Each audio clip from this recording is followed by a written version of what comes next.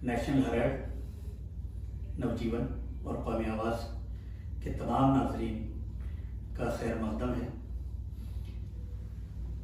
हमने इस प्रोग्राम का नाम दुनिया मेरे आगे रखा है इसलिए क्योंकि आलमी सियासत पर हमने बात करनी है और आलमी सियासत की गहराई और जो भी कुछ इसमें होता है, जो इसके पीछे छुए अनछुए पहलू होते हैं, उन पे हमने नज़रसानी रखनी है। हमारे साथ मौजूद हैं सौरभ कुमार शाही, जिनकी नज़रें बहुत आलमी सियासत पर बहुत गहरी हैं और उनकी सोच बहुत मुस्बत है। इसी वजह से उनकी राय हमें बहुत अहम लगती है और इसी वजह से हमने उनको अपने साथ रखा है। मैं सैयद खुर्रम रज़ा, कौमी आवाज़ का डिजिटल एडिटर।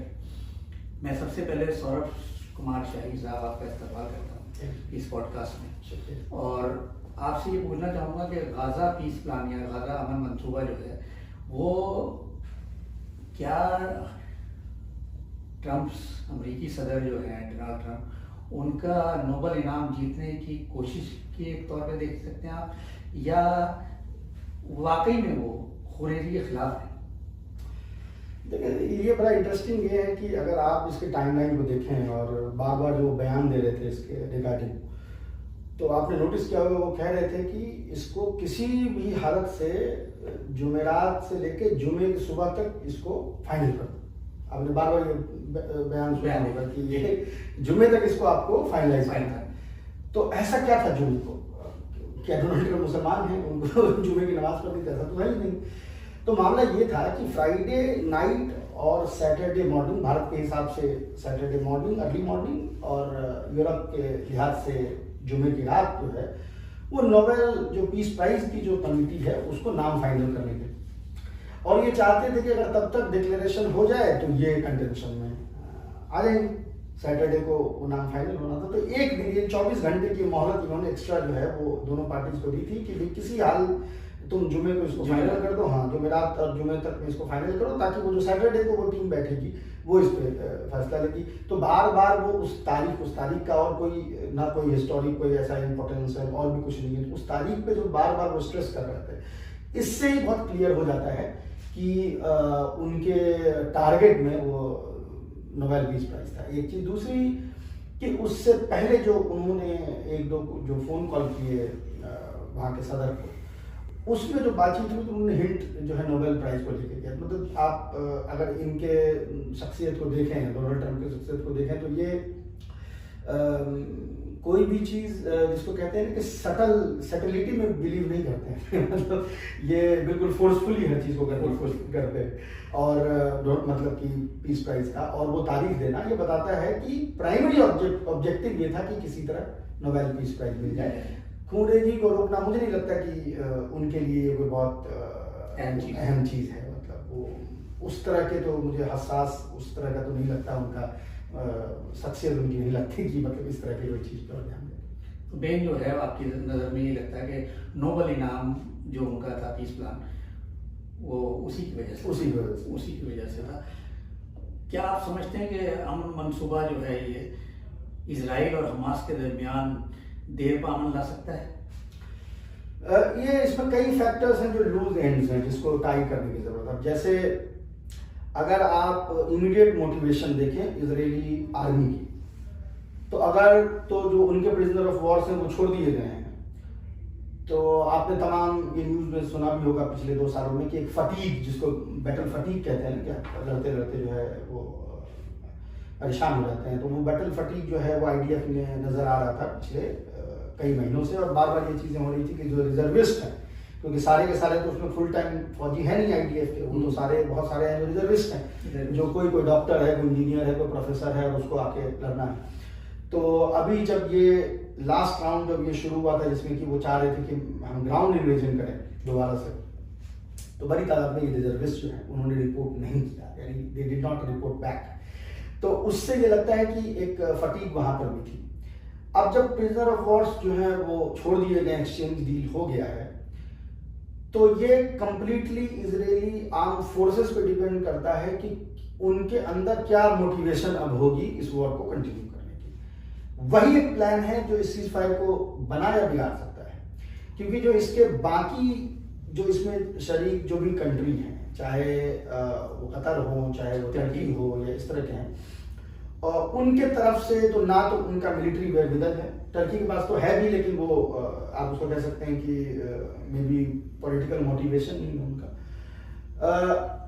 कतर को जो चाहिए था उस डील से वो मिल चुका है, तो किसी के पास मुझे नहीं लगता कि ये पॉलिटिको मिलिट्री वेयरविदल है कि वो इसको इम्प्लीमेंट कर सके। ट्रम्प के पास है, लेकिन ट्रम्प इसको कंटिन्यू करना चाहेंगे नहीं चाहेंगे। हमने पिछले जो सीज फायर हुई थी जब जनवरी में, उसमें हमने देखा था कि वो गो अहेड दोबारा अटैक का ट्रम्प ने दिया था, क्योंकि ट्रम्प को नेतन्याहू और बाकी जो इल्क है ये कन्विंस कर पाए कि बस हमको और कुछ महीने दो, हम नेस्तनाबूद जो है वो हमास को कर देंगे। अब ट्रम्प को भी ये पता है कि ये चीज पॉसिबल है नहीं मिलिटरीली उनको डिफीट करना, तो अगर वो चीज उसके दिमाग में है तो फिर तो ये सस्टेन कर पाएगी। लेकिन अगर ये लगता है कि वो होल एंड सोल फिर चाहते हैं कि पूरा मिडिल ईस्ट जो है वो जंग की शक्ल में जो है वो पूरा एक तब्दील हो जाए, पूरा का पूरा खित्ता जो, तो फिर यानी ये स्टे नहीं करेगा। तो बेसिकली इस सीज फायर को लंबे समय तक इम्प्लीमेंट रखना दो लोगों के हाथ में है, आईडीएफ और ट्रम्प के हाथ में, बाकी किसी के पास वो वेयरविदल। मैं इससे हटके एक सवाल पूछना चाहता था आपसे, क्या इजराइल की ताकत, जो हमारे पास एक हवा बना हुआ था कि इजराइल के पास बहुत ताकत है, ईरान के साथ जो जंग हुई और जो हमास ने हमला किया उनके ऊपर, उससे उनकी कहीं कलई उतर गई है? देखिए, उनके अपने एनालिस्ट भी ये बात समझते हैं। देखिए, इसमें क्या होता है कि अगर आप गजा के ज्योग्राफी को देखें तो एक छोटा सा इंक्लेव है, बहुत ही छोटा सा इंक्लेव है। मतलब अगर आप दिल्ली के एक कोने से निकल के दूसरे कोने तक जाएंगे तो उससे पहले गजा जो है वो खत्म हो जाएगी, उसकी उतनी ही ये विड्थ और भी कम, लेंथ तो फिर भी कुछ है, विड्थ तो जहाँ डीपेस्ट है वहाँ 22 किलोमीटर है, 18 किलोमीटर है, ठीक है। अगर उतने से छोटे एरिया में 8 ब्रिगेड्स को लेके अगर आप मिलिटरीली डिफीट नहीं कर सकते, तो ये बताता है कि उनका ओवर डिपेंडेंस जो टेक्नोलॉजी के ऊपर है वो उनको बढ़तरी तो देता है, यानी वो डिकैपिटेटिंग अटैक की उनके पास सलाहियत तो है कि वो ये चाहते हैं कि मैं इमीडिएट ऐसा हमला करूं कि जिससे मैं खत्म करूं। लेकिन अगर जिस पे वो हमला कर रहे हैं उसने अपनी पॉलिसी इस तरह से बनाई है, उसने अपनी वॉर की प्लानिंग इस तरह से की है कि मैं इसको सस्टेन करूं, यानी इसको लंबा खींचूं, तो वो लंबे लड़ाई के लिए इजराइल तैयार है। 2 साल तक 250 हॉस्टेजेस एग्जैक्टली रहे हैं हमास के पास, एग्जैक्टली। और हमास एक तंजीम है, और उसमें भी आप देखें कि दुनिया के, और सिर्फ इजराइल से लड़ाई नहीं हो रही थी, याद रखें कि 24 घंटे ब्रिटेन और अमेरिका के जो इंटेलिजेंस गैदरिंग प्लेन्स हैं, ड्रोन्स हैं, वो 24 घंटे उसके ऊपर घूम रहे हैं। और उसके उस मिलिट्री क्लाइमेट के अंदर में ये अचीव करना कि आप अल्टीमेटली जो है वो निगोशिएशन से ही अपने प्रिजनर ऑफ वॉर चुरा पाए, वो बताता है कि लॉन्ग वॉर के लिए वो तैयार नहीं है। ईरान वाले केस में भी क्या हुआ देखें, 24 घंटे, शुरू के 24 घंटे में तो उन्होंने डिकैपिटेटिंग अटैक की, और ये भी अभी अब आप जब इंटरव्यू ईरानियों का देखेंगे तो उसमें आपको समझ में आएगा कि एक जिसको कह सकते हैं कि शॉक एंड ऑ वहां क्रिएट हो गया था। लेकिन 24 घंटे उनको, 24 से 48 घंटे उनको उभरने में लगे। एक बार जब उभर के उन्होंने मिसाइल अटैक करना शुरू किया तो फिर इनके पास कोई ऑप्शन नहीं था, फिर वो 12 दिन के बाद अब सीज फायर किया जाता, क्योंकि इस लड़ाई के लिए वो तैयार नहीं, जो सस्टेन होती है। उनको है कि मैं बस अटैक करूं और डिकैपिटेट कर दूं, मैं मतलब गर्दन काट दूं और उसी समय वॉर खत्म हो जाए। तो वो इन केसेस में जो है वो संभव नहीं हो पाया। हिजबुल्लाह के केस में हुआ कि उन्होंने तमाम उनके टॉप लीडरशिप जो है वो मार दी, लेकिन फिर भी ग्राउंड इन्वेजन जो है वो कहीं नहीं गई। लेकिन एटलीस्ट उन्होंने एक इम्पोज कर दिया अपने यानी अपने टर्म्स पे उन्होंने एक सीज फायर हिजबुल्लाह की इम्पोज किया, जो इम्पोज है। बट बाकी केसेस में वो चीज देखने को नहीं। गजा अमन मंसूबे पे वापस आते हैं तो उसमें मैं पूछना चाहता हूँ आपसे, गजा के अवाम की राय और इनकी ज़मीनी हकीकतें इस मंसूबे में कहाँ फिट बैठती हैं? क्या इन आवाज़ को वाकई सुना गया है? जैसा मैंने कहा कि जो पॉइंट्स आप देखें, 20 पॉइंट्स जो उसमें आपको नजर आ रहे हैं, उसमें वो एक तरफा कई लोगों ने ये बात की भी कि भाई इसमें फिलिस्तीनियों का तो कुछ है नहीं, तो ये कौन सा पीस प्लान है, और हमास का कुछ नहीं है, कुछ नहीं है। हाँ, फिलिस्तीनियों का भी कुछ नहीं है। मतलब वो अगर आप फतह को एज एन ऑर्गेनाइजेशन मानते, मैं उसको फिलिस्तीनी ऑर्गेनाइजेशन नहीं मानता अपने करंट उसका जो अभी का जो रूप है उसमें, मैं उसे इजरायली सिक्योरिटी का एक एक्सटेंशन मानता हूँ। जिस तरह का सिक्योरिटी कोलैबोरेशन कोऑपरेशन उनका इजरायलियों के साथ है, वो उनके ही एक अंग है, उससे ज़्यादा मैं उसको नहीं मानता।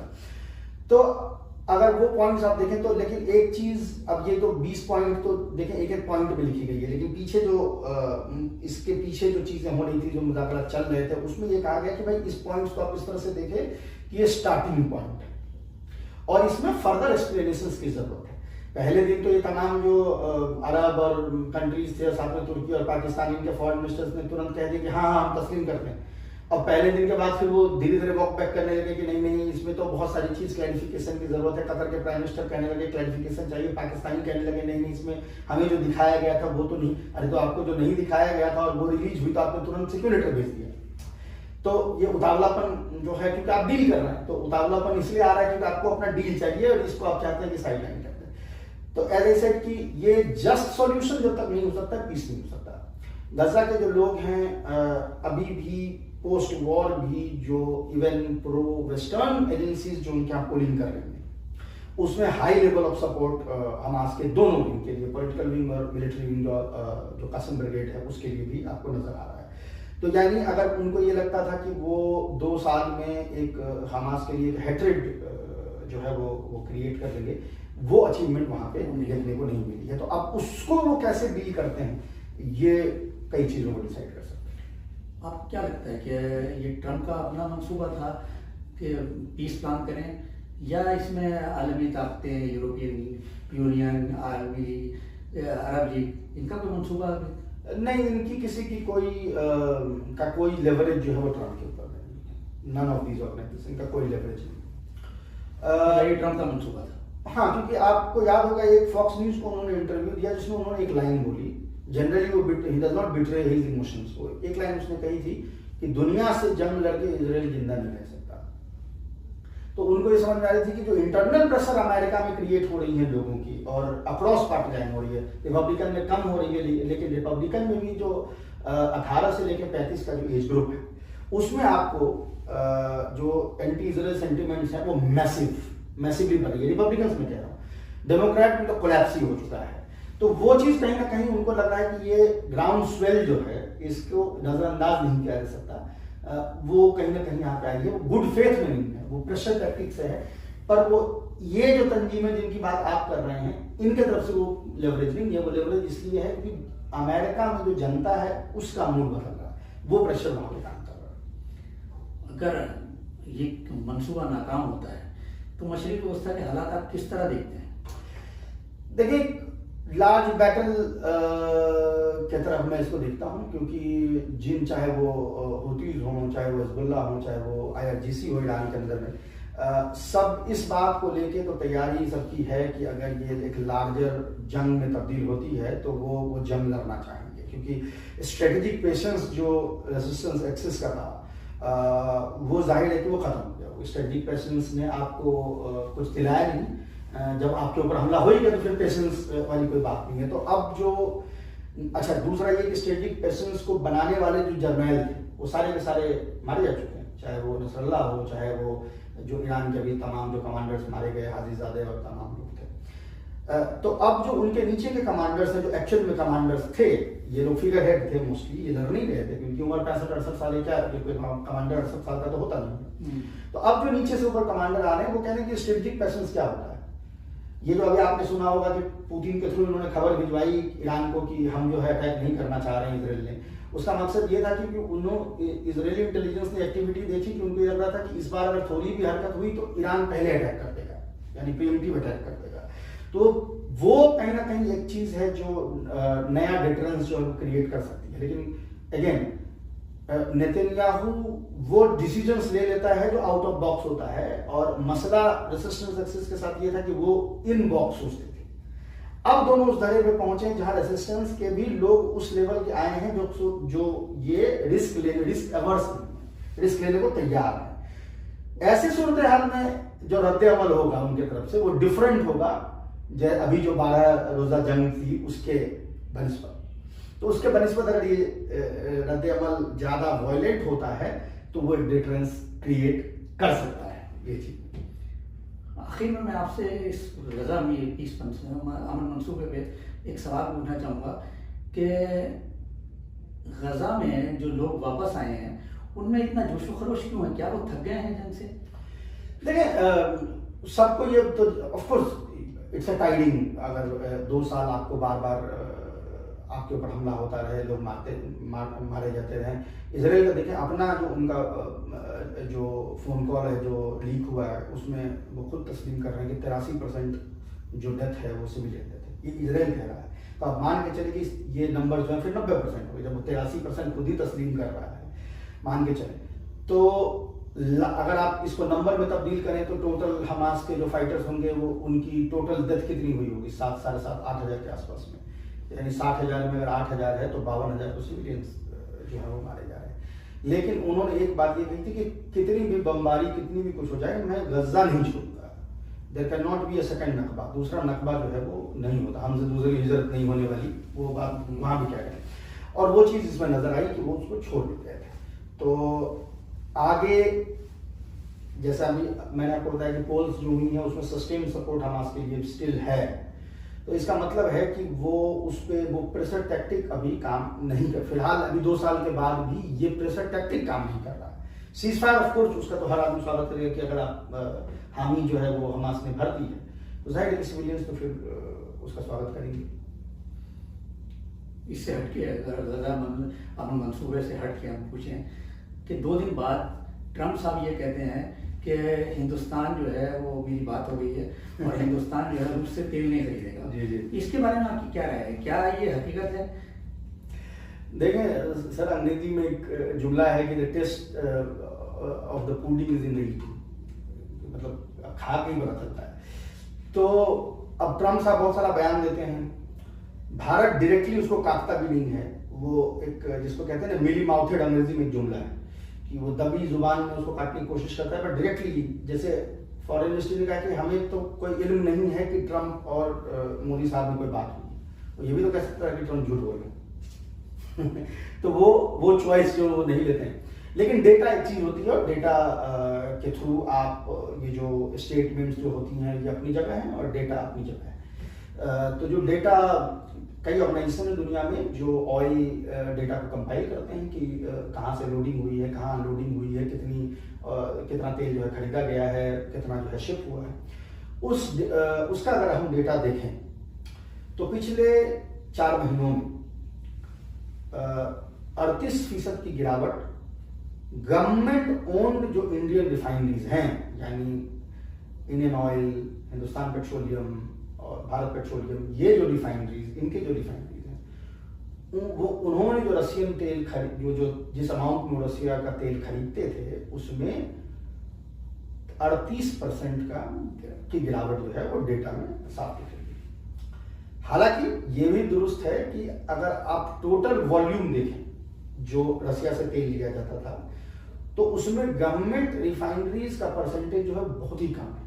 मोस्टली ये प्राइवेट या अडानी अंबानी जो हैं वो उनके रिफाइनरीज जो हैं ये तेल लेते हैं। सरकारी रिफाइनरीज अपेक्षाकृत कम लेती थी। उसका रीजन ये भी है कि उनके पास कैपेसिटीज भी जो हैं वो लिमिटेड, तो उस तरह से तो ये 38% का डाउनफॉल सरकारी रिफाइनरीज में है, लेकिन टोटल डाउनफॉल 9% ही है। क्यों? क्योंकि ये इनका ओवरऑल ही जब उसमें कम है परसेंटेज तो जाहिर है कि इसमें बहुत गिरेगा भी, तो ओवरऑल परसेंटेज में वो रिफ्लेक्ट नहीं करेगा। लेकिन ये क्लियर हो गई। कल की रॉयटर्स की रिपोर्ट ये कह रही कि ये नंबर जो है 50% है। अभी 38 क्योंकि सितंबर महीने की डेटा जो लोड हुई थी उसमें 38% दिखाया जा रहा।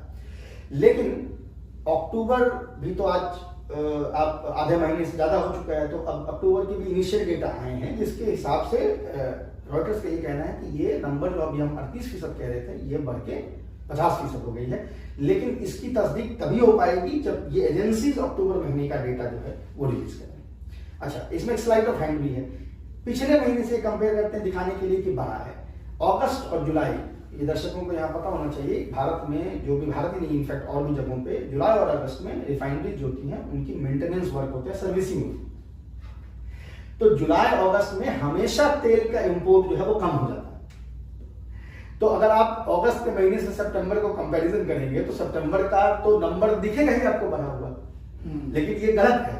आपको वो नंबर कंपैरिजन आपको करना होगा जून महीने से, जब लास्ट नॉर्मल शिपिंग जब थी जिस महीने में, उससे कंपैरिजन करना होगा और उसमें 9% की गिरावट आपको ओवरऑल दिख रही है। और 38 तो मैंने बता ही दिया जो सरकारी आंकड़ा है, जो सरकारी रिफाइनरीज के आंकड़े हैं।